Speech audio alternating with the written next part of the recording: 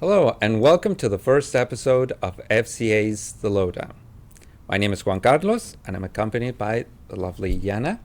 Hi, guys. So, Yana, why don't you tell us a little bit about yourself and what do you do here as a business development manager? So I'm Yana, and I'm a business development manager for FCA. I handle Beverly Hills, West LA, Santa Monica, and South Bay. That's interesting. Yeah, and I've been in the company for like a year now. Congratulations Thank you. for a first year I know. and many to come. So, yeah, I think it was an interesting thing of FCA to begin its business as a cash advance company. Mm-hmm.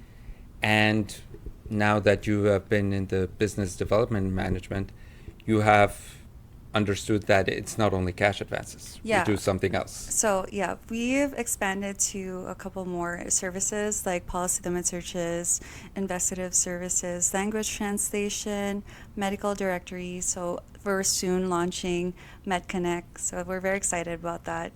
And we're basically like a one-stop shop for all legal services right now. Yes. Sorry, which makes it very convenient for law firms, by the way. So like once you start working with us with policy limit searches, it's like so easy to transition to like another service. Like, hey, if you need like language translation or like funding for your client, we have all the data already. So we don't continue to ask all questions, which makes it easier for law firms. Yeah, usually once they get one of the services that we offer, we can offer a new one, and they usually want to continue working with us because we already either have information on the case that they're working on, or they're about to get more information that will eventually get us into more of their I have to give case credit details. to the IT department, by the way. Like the investment that they did for the system, for our data management, it's really good. Like everything is in our phones. Like once we need data for something, it's just so easy to just pull it out. Well, So I'm sure the IT department is very grateful for the work that has been appreciated. So, FCA has been in business for over 10 years. I think they'd say I did ask this recently. So I think it was like 16, 17 years. Yes, That's a long time. a long time. And it actually just started as a cash advance company. It was until 5, 6 years that they started getting into the other businesses because of how convenient it was to work with law firms and giving them all those services that you already Was mentioned. it like a law firm asking like, "Hey, do you have other services as well?" Like, is that how like we transitioned to like more services, or So it how did was, that go? there was a little bit of a medical directory back then, but it was very limited to a few law firms that we reached out and said, "Hey, I know this doctor, or we can get you something." So that eventually translated into other services of saying, maybe we can also do this. And it started first with the policy limits, then investigation, then translation, and now we're mainstreaming the medical services. That second business that FCA had, now to grow it into That's an very even bigger. exciting. Yeah, Yeah. it is exciting. So a little bit of what FCA wanted to do was to help attorneys, right? So initially the cash advance was because attorneys at one point they had clients that, because they were injured, either they couldn't work, or maybe the car was something that they needed to do their work, and since the car was totaled or any of that sort, they couldn't do it anymore. So sometimes the clients would say, "Hey, can I get an advance?" And sometimes attorneys would do it. They would have money, and they say, "Yeah, maybe it's just $500 or $1,000." But if it were too many clients, they couldn't do it because they would run out of liquidity. So I just want to say, because the belief in the advances, like some attorneys would think like they discourage the advances because the rates are so high. I just want to correct that because sometimes when I see the rates, like they're not crazy. Actually, um, I think they're decent. Given that we don't run credit, we don't ask for collateral. That's Yeah. it's pretty good. Yeah, and it's basically if they win the case, then we get paid back. Yeah. If they don't win the case, then there's no obligation to win it, to get it back. So, as you said, the rates they're different with every situation, right? So if the Yeah. case settles in 2 years, well, the rate is going to be different for something that settles in 6 months, right? So it's easier to manage something like a cash advance when we have all the information from the attorney. If the attorney says, hey, I am very close to settling this, then the rate won't be as high. If it's, oh, the accident just happened last week, I don't even know if I'm gonna get a big settlement on this because I don't even know the policy limits. So they might say, can you give them a small advance and run a policy limit search? So now that you mentioned policy limits, I just want to stress how important it is to actually run the policy limit. That way, like we're not wasting time for like with a case if we don't know the policy limit. Like what if it was just like a 15-30 policy limit, then we shouldn't be investing too much. Whereas if we know like if the limit is a bit higher, like obviously there's more opportunity for us for the law firm to earn. Yes. So when we do the policy limit and we get the result, sure, we send it to the And attorneys. we're very fast, by the way. Like the turnaround, I know that in our site it says 3 to 5 business days, but let's give it to our policy limits department.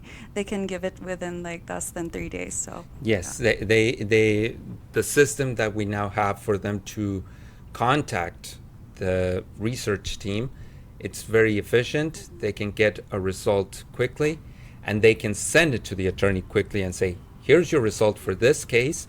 And sometimes when they say, oh, in the request, when they say, oh, I also need to know if there's anything else, we can also provide that result. Yeah, and I forgot to mention that our policy limit search is also a no hit, no pay service. Correct. So like if you don't find anything, we don't charge you for anything at all. Exactly. Yeah. So I it's, mean, that's a win-win situation for it's everyone. a win-win situation because it's kind of like the cash advance as well. If you don't win the case, you don't have to pay us back. If we don't give you a hit on your policy limit search, you don't have to pay us. So it's a win-win situation. And if we do get a result and we convey that result, sometimes the client or even the attorney itself can say, hey, can you now give them a cash advance? And we can process it because we already have the information on that case. We can even say, you know what, you're requesting $1,000, $2,000, and with the result, we can say, yeah, that's a viable advance. So all that result is functioning to alleviate a lot of the stress that an attorney might have, because if they have a client that is really asking for money because they can't work or any of that, we can give them that. And it hinders their opportunity to actually make the cases work if their Exactly. client's not going to any of their treatments. Exactly. So like basically the advances are for them to help the case grow bigger. Exactly. And not only that, but if they're able to say, you know what, just get an advance so we can get your case working, or if at one point they say, you know what, you need to go and see this medical provider, you just said it, the case grows, but also their client is happier. So the client won't drop the attorney and say, you know what, this attorney is not even getting me treatment, is not getting me, just trying to get the most simple settlement. No, the client will say, this attorney is doing everything that he or she can Yeah, do I for think me. the advances show the clients that the attorney actually cares about them.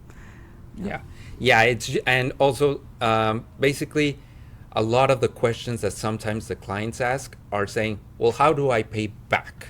That's usually because they're saying, oh, I'm getting a lot of money. How am I going to pay this back? And when we explain to them that they don't have to worry about repayment because it all depends on the results of their case. So if they win their case, fine, we're going to get paid back. But once they get their check, as this is your part of the case, they don't need to pay us directly back. It's the attorney that ended up And I paying have to us. say, because like FCA actually cares about the client. Like we don't try to overfund them just because like, oh, we want more. We want to loan you more money, which means more money for us. But no, like we carefully assess each case and see like if we're funding it in a right way. Like, Yes, yeah. so we always try to review the case. We want to make sure that the case is progressing. We follow up on the case. We're calling the attorney and saying, what's the status of the case? How is your client? And sometimes they say, we might need an advance in a month. Or they say, you know what? Our client just called us and says that they need money. Okay, we are approving this amount. Regardless of what they ask, we're approving this amount. Sometimes the client asks for that specific amount, or they ask for a lower You know what I amount. usually like to say? Because sometimes the clients, so they would call us, they would call our intake department, and they would ask for like a crazy amount, and I would try to, um, how do you say it? I tell them that it's better if we just fund their journey more than if Exactly. we give you a lump sum of the amount. So it's better Exactly. to have funding each month than rather than you get like the whole money at once, and then what are you going to do with the whole money, right? Exactly. So that's something that we also tell them.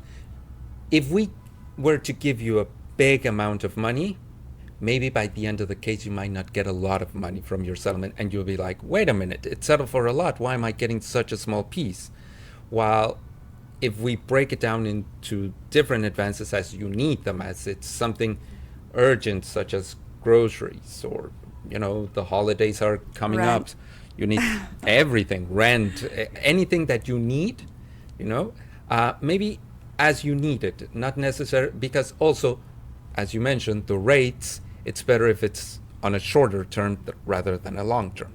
We could give an advance of, let's say, 10,000 on the first month and then wait for it later, or just say, you know what, maybe 1,000 each month, and therefore your rate won't be such It high. wouldn't be so heavy during the settlement. Exactly. They'll be saying, you know what, yes, this all translated into this payback, but it would have been worse if it would have been a single amount at the beginning. So that's something that we also try to make sure we take care of the client, because also the client might get angry at the attorney of saying, wait a minute, why did you let me take so many advances or such a big advance? So we try to explain, saying, don't take it personally if we give you less. Yeah. We're also trying to make sure that you get something. Sometimes they say, I need money, I need money, I need money. And we explain, well, we can give you this amount, but just be clear that at your settlement, you might not get a lot of money at the end. And they say they understand, and sometimes they're disappointed at the end, but they know that they still got money throughout the case.